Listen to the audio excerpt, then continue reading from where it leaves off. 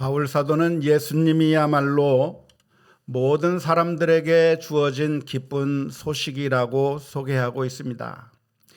예수님이야말로 모든 사람들에게 주어진 기쁜 소식이요, 복된 소식, 다시 말하자면 복음이라고 소개하는 것에 대해서 우리가 지금까지 살펴보았습니다.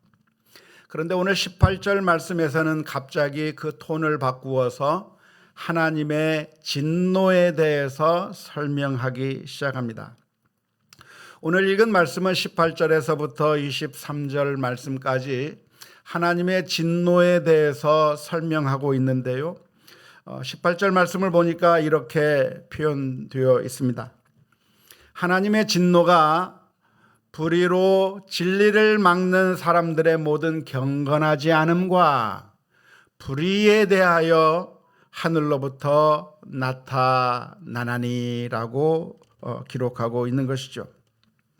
이렇게 바울 사도가 하나님의 진노에 대해서 말하기 시작하는 그 이유가 무엇일까요? 우리가 이 로마서를 쭉 읽어 나가고 있는데 복음에 대해서 이야기를 하다가 갑자기 이제 하나님의 진노에 대해서 말하기 시작하고 있는데 왜 바울 사도는 이렇게 하나님의 진노에 대해서 말하고 있는 것일까요?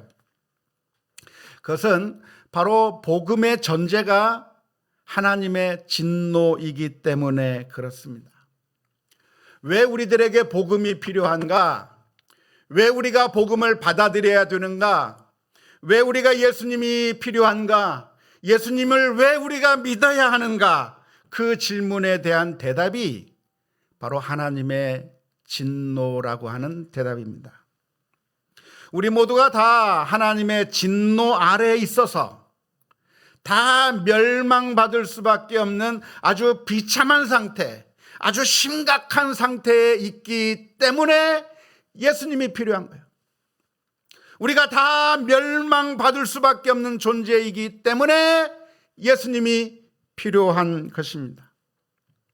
만일 우리가 멸망당할 처지에 놓여 있지 않다면, 우리가 하나님의 진노 가운데 있지 않다고 한다면 예수님이 필요합니까? 필요하지 않습니까? 필요하지 않아요. 우리가 하나님의 진노 가운데 있지 않다고 한다면 우리를 구원해 줄 필요가 없어요. 여기 획기적인 약이 하나 있습니다.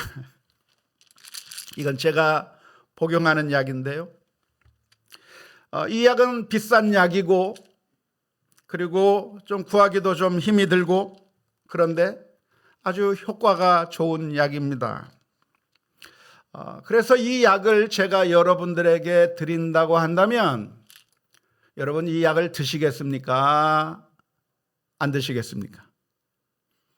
대부분 관심이 없을 겁니다.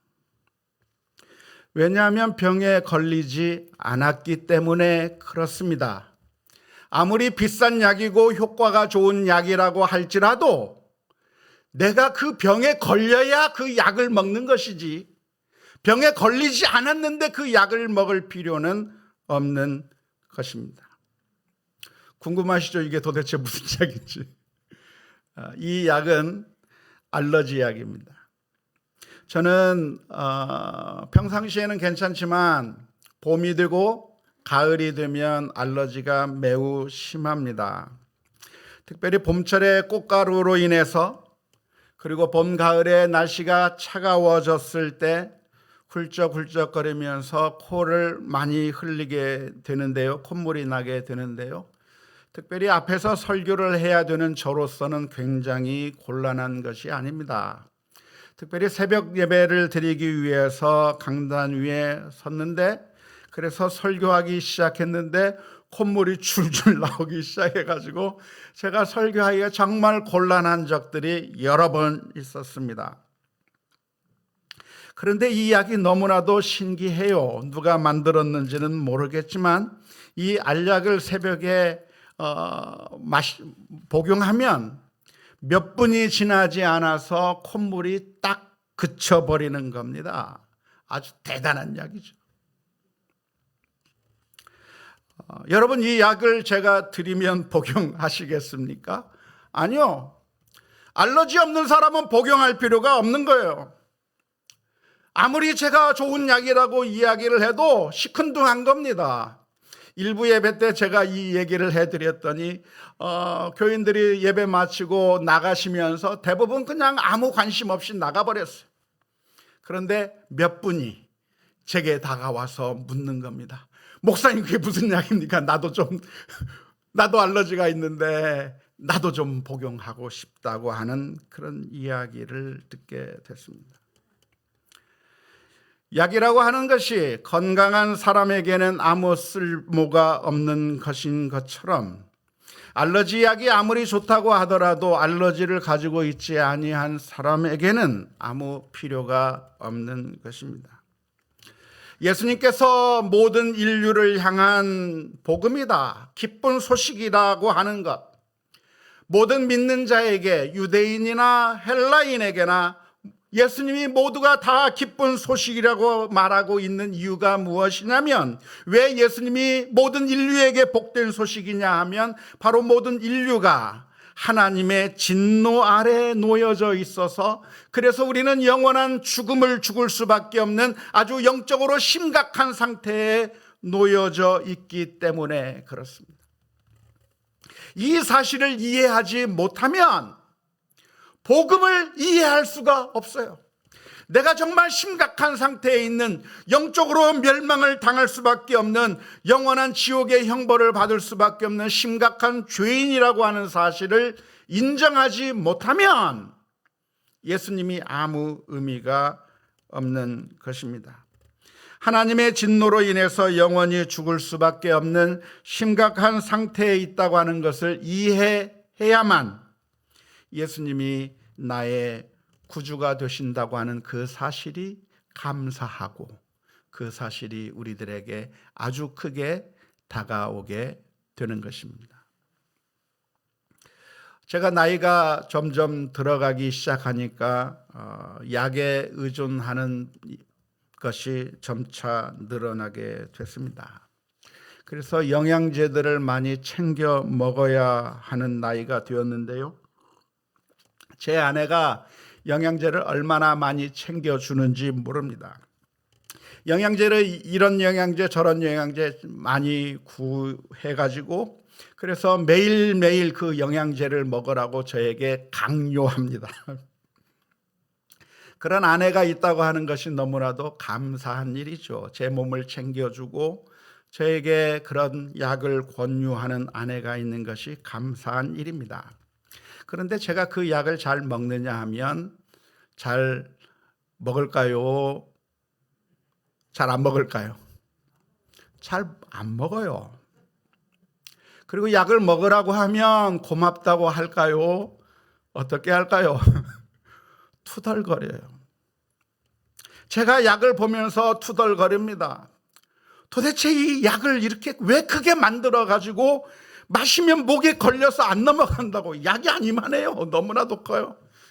그 약을 먹으려고 하는데 그것도 한 4개, 5개 되는 약을 먹으라고 하니까 먹는 게 너무나도 불편해서 먹을 때마다 제가 왜 이렇게 약이 크냐고 투덜거리면서 잘 안 먹을 뿐만 아니라 옆에서 말하지 않으면 그냥 걸러버리는 경우가 너무나도 많습니다. 왜냐하면 제가 몸에서 느끼는 게 아무것도 없기 때문에 그렇습니다. 지금 현재 내가 불편한 것이 아무것도 없고 그 약을 먹음으로써 내가 나아졌다고 하는 그런 느낌도 없는데, 그런데 먹으라고 하니까 잘 못 먹는 거예요.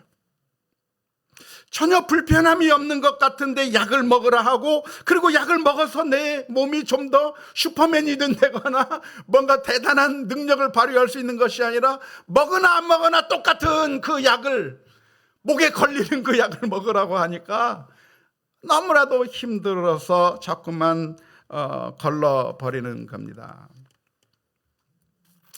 아마 그 약을 먹는 게 좋겠죠. 심각한 상태에 있는 것을 제가 모르기 때문일 겁니다.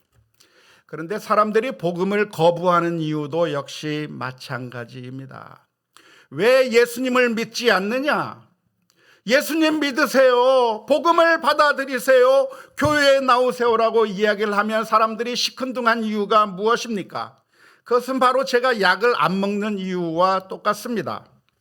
따라서 복음을 전하려고 하면 그냥 아무에게나 예수님 믿으세요, 교회 다니세요라고 이야기하기보다, 우리 자녀들에게 그냥 교회 다녀라고 이야기하는 것보다 복음을 말하기 전에 먼저 해야 할 일이 있습니다. 그것이 무엇이냐면 우리가 얼마나 심각한 죄인인가를 바라보는 것입니다. 정말 우리가 영적으로 타락한 존재여서 생각하는 것이 악하고 이기적이고 탐욕적이고 너무나도 영적으로 타락한 인생이라고 하는 사실을 실감해야만, 그래야만 예수 그리스도가 필요하다고 하는 사실을 알게 되는 것이고요. 만일 그렇게 심각한 사실을 모르는 사람에게 예수 믿으세요라고 이야기를 하면 사람들의 반응이 무엇이겠습니까? 너나 믿으세요 하는 거죠. 나는 필요 없어요, 예수님 필요 없다고 하는 그런 이야기가 나오는 겁니다.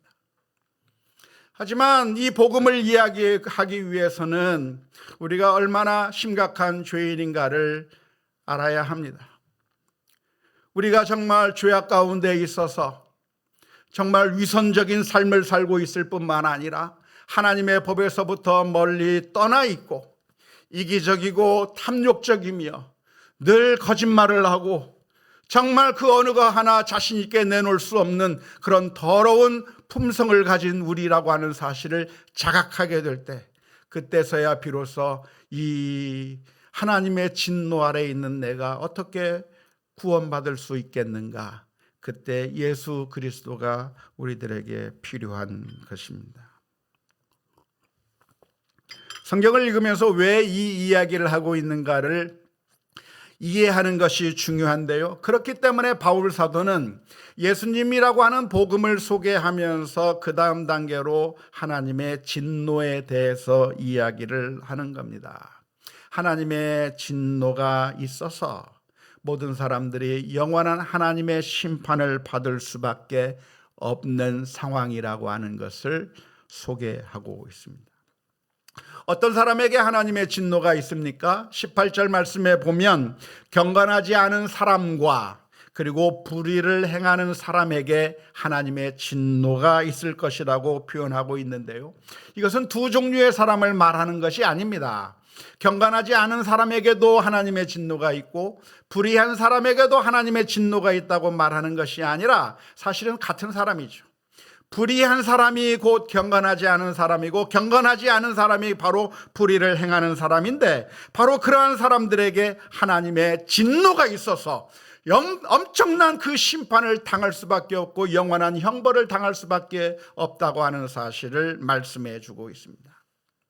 이러한 하나님의 진노를 받지 않을 수 있는 사람은 누구겠습니까?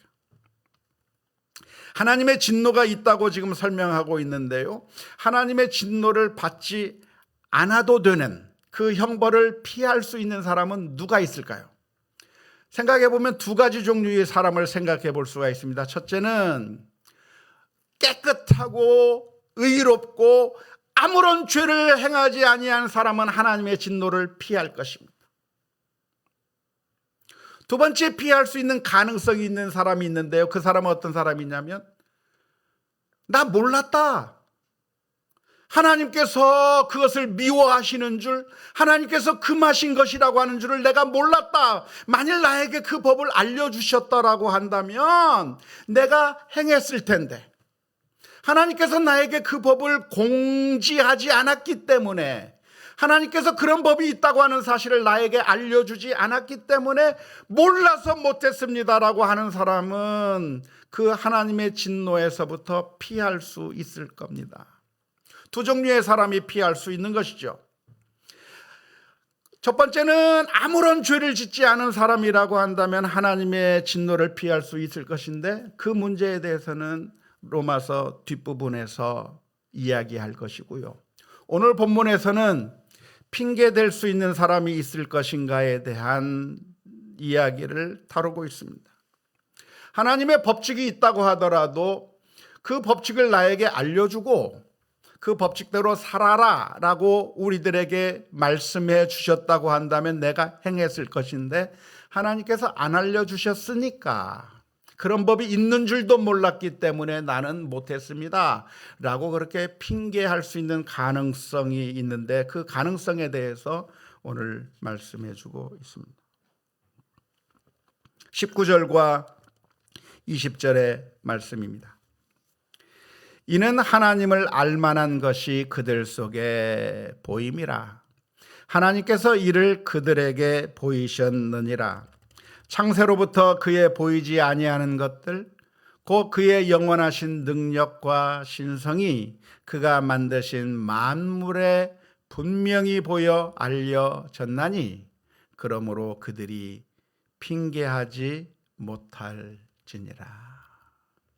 다시 말하자면 하나님의 법칙이 모든 사람들에게 다 알려져 있다고 하는 것입니다. 그래서 하나님의 심판대 앞에 섰을 때 하나님 나 몰랐습니다 라고 핑계가 불가능한 거죠. 만일 내가 정말 몰랐다고 한다면 정상 참작의 여지가 있을 겁니다.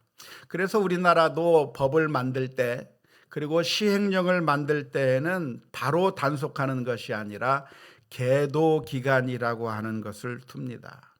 법을 제정하고 시행령을 제정했지만, 그러나 그 시행령과 법을 그대로 즉각적으로 시행하는 것이 아니라 일종의 계도 기간을 둡니다. 그래서 그 계도 기간에는 처벌하지 않아요.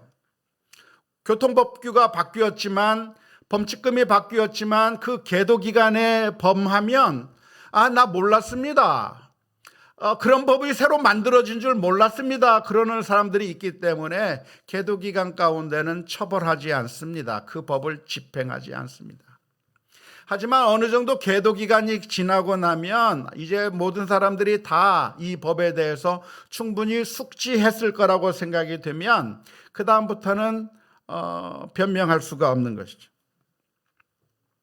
하나님의 법도 역시 마찬가지입니다. 하나님께서 하나님의 법을 만들어 놓으셨는데요, 그 하나님의 법을 사람들에게 알려주셨는데 어떻게 알려주셨는가? 확실하게 알 수 있도록 알려주셨다고 하는 겁니다.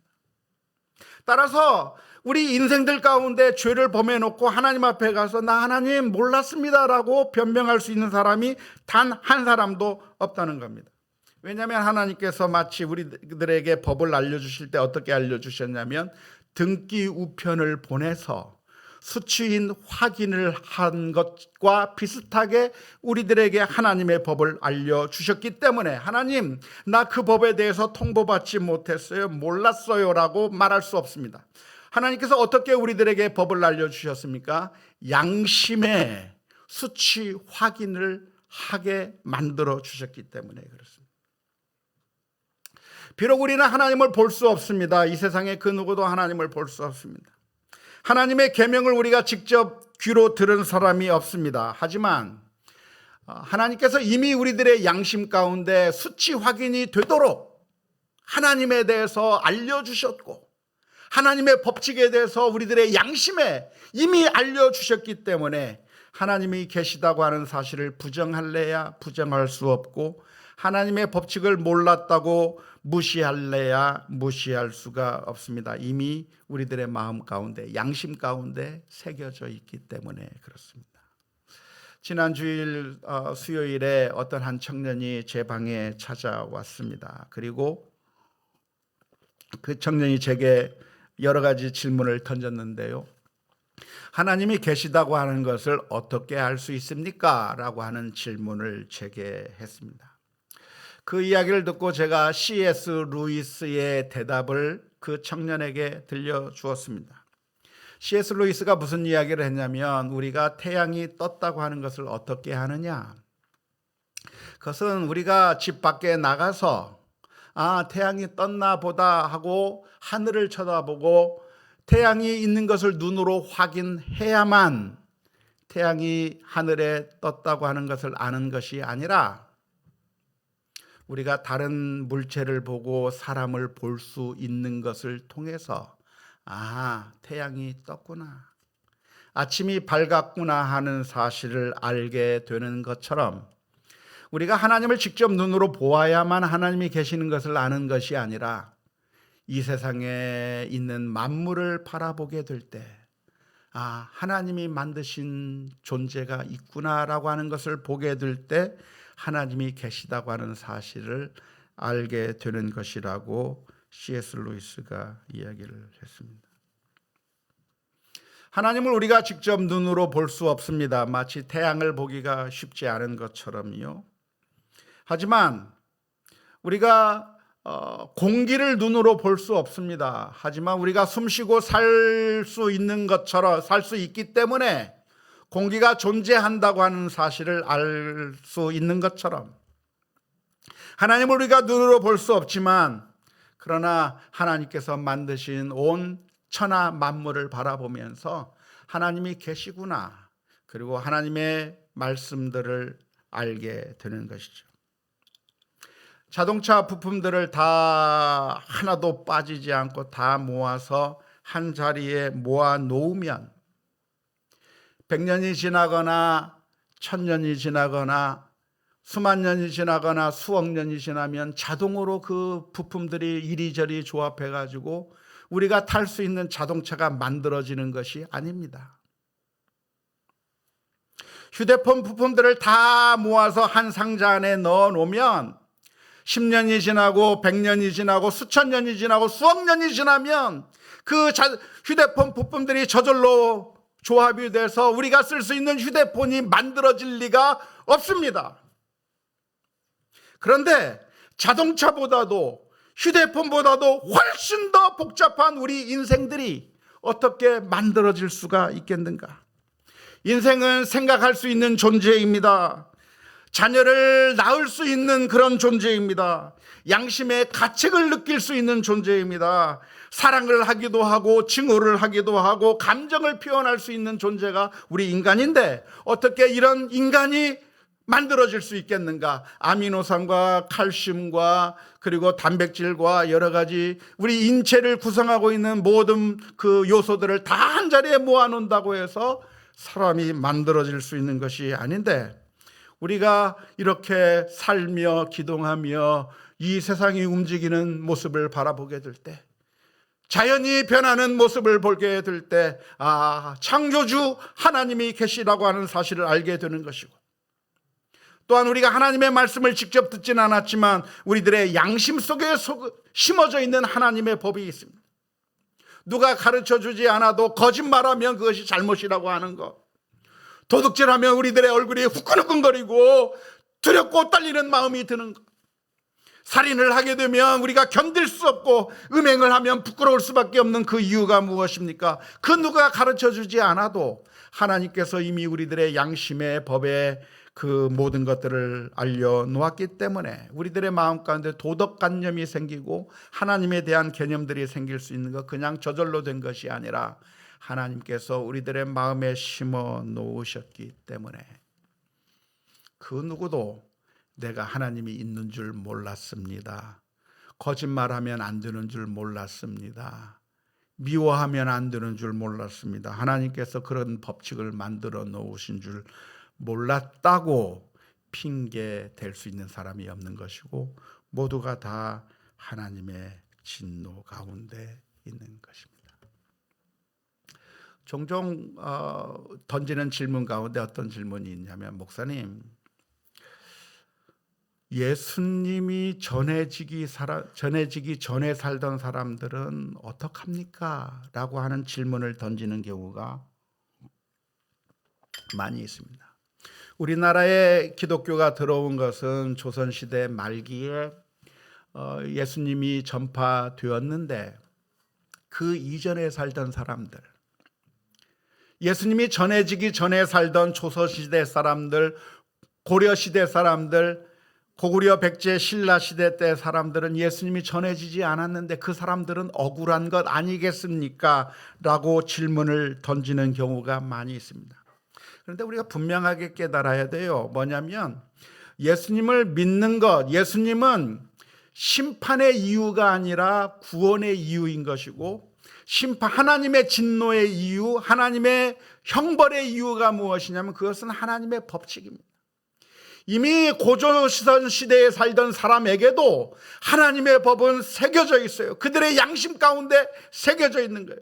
하나님의 말씀대로 순종하며 살라고 하는 그 양심의 법들이 모든 사람들에게 등기 우편으로 다 배달되어 있어서 한 사람도 빠짐이 없이 그 하나님의 법칙을 다 알고 있는 건데 그 법칙에 따라 살지 아니한 거예요. 그래서 모든 사람들이 심판을 당하게 된 것이고, 그래서 우리가 망하게 되는 이유, 하나님의 진노를 받는 이유는 하나님의 말씀대로 살지 못했다고 하는 것이 심판의 이유인 것이고, 예수님은 치료제입니다. 영원히 멸망받을 수밖에 없는 인생을 향해서 하나님께서 우리를 위해서 영원한 치료제를 만들어 주셨는데, 그 치료제 때문에 우리가 그 예수님 때문에 그 영원한 진노의 형벌 가운데서 치료받고 구원받게 되었던 것입니다. 수많은 사람들이 하나님의 법을 알고 있으면서도 하나님의 법을 모른다고 자신의 양심을 억압하는 사람들이 있습니다. 난 모른다. 난 하나님 안 믿는다. 하나님의 법칙 나 모른다라고 하면서 자신의 양심을 억눌러서 하나님에 대해서 전혀 몰랐다고 그렇게 우기는 사람들이 종종 있습니다. 그런데 사실 보면 등기 우편도 일부러 안 받는 사람들이 있더라고요. 예전에 우리 교회가 저쪽에서 이쪽으로 이사 오면서 보증금을 받아야 되는 상황이 있었습니다. 그런데 그 집주인이 보증금을 다 준 게 아니라 500만 원은 안 주고 나머지만 준 거예요. 그래서 나머지 500만 원도 잔금을 다 주세요. 보증금 다시 돌려주세요 하는데 안 돌려주는 겁니다. 곤란하게 됐습니다. 500만 원을 안 주니까 그걸 어떻게 받아내야 되는가, 굉장히 곤란한 상황이 되어서 할 수 없이 법률적인 행위를 들어가게 됐습니다. 어떻게 해야 됐을까요? 등기 우편을 보낸 겁니다. 맨날 며칠까지 잔금을 채무를 갚으십시오 하고 편지를 등기 우편으로 보냈어요. 그러니까 그분이 등기 우편을 접수를 해야 되는데 안 받아버려요. 수치 거부를 해버려요. 어떻게 해야 됩니까? 수치 거부. 그런데 다 해결됐어요. 수치 거부를 한다고 해서 모르는 게 아니에요.